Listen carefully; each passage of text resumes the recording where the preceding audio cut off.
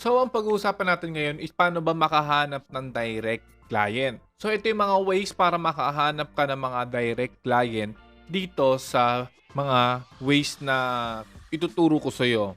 So, unang way is to find a direct client is to use Facebook group dahil sa mga Facebook group is nandoon yung mga client. Example itong Facebook group na to. Pwede ka mag-join dito sa group na to at pwede mong i-message isa-isa yung mga client ng mga nandito. Or pwede ka mag-post ng sarili mo mga free valuable content or mga advices at etc. para mag-grow yung mga business nila using your services.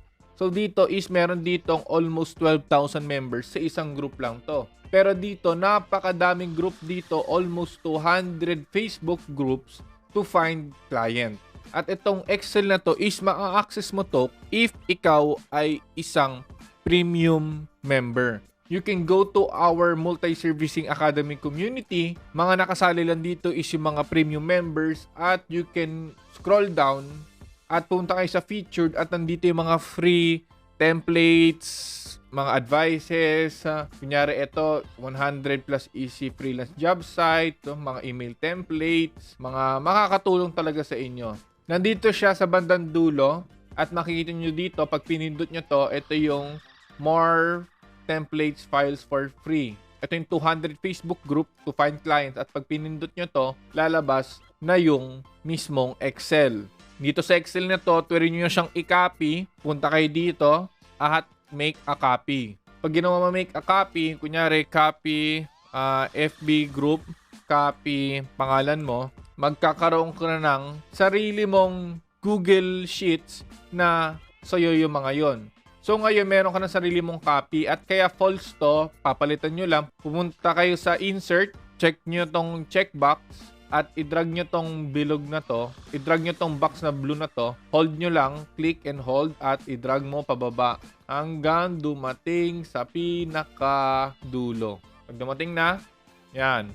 Huwag muna kayo pipindot kahit ano, Control C para makopy at pumunta ka ulit kayo sa pinakataas at pinutin nyo to at Control V for paste, tapos i-paste mo ulit dito at i-paste mo ulit dito.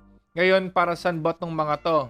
Itong mga to is para ma-checkbox nyo. Kunyari, itong online group, online coaches, nakapag-send ka na ba sa mga clients doon ng mga proposal mo? Yes. Member ka na ba? Yes.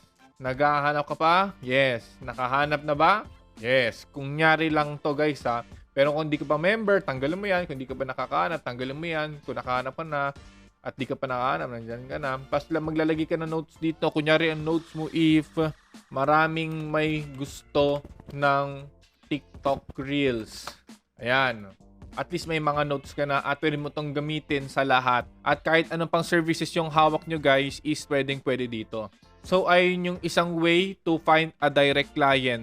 So, itong direct client na to is lahat nandito is pwede sila magbigay ng mga $8 minimum per hour.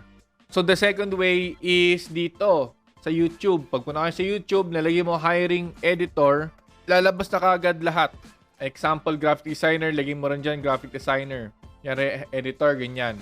At ang gagawin nyo dito, pag nakahanap kayo, may naghahanap, pinutin mo yan, punta kayo dito sa Power Wallback, pagkatapos punta kayo sa About, at rin nyo kagad, pinutin tong view email address, I'm not a robot, at rin mo siyang i-copy, yung kanilang business, ang kanilang email, at i-email mo sila kagad.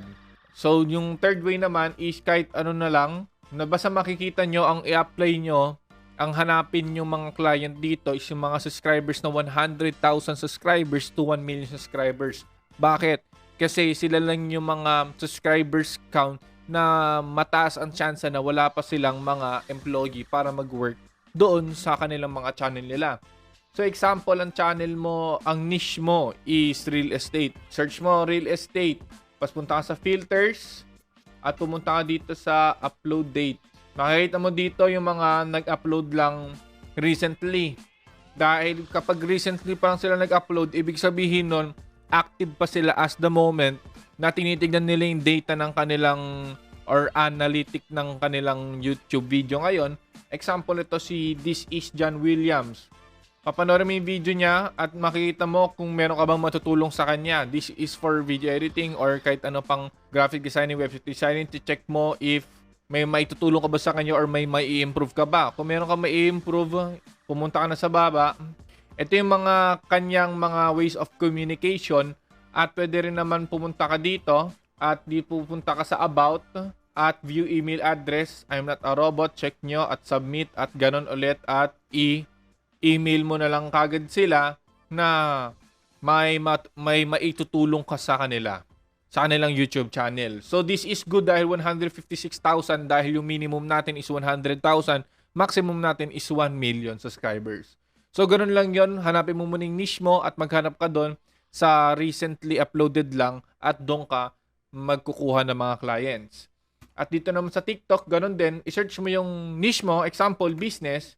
Pagkapindot mo ng business sa TikTok, example ito, meron kang expertise o meron kang empleyado na marunong gumawa ng ganito or ikaw mismo gumagawa, pumunta ka dito at pwede mo silang i-message sa kanilang email or sa kanilang messenger or sa kanilang Facebook. So tinuro ko naman sa iyo lahat kung paano mag-apply and see you on the next lesson.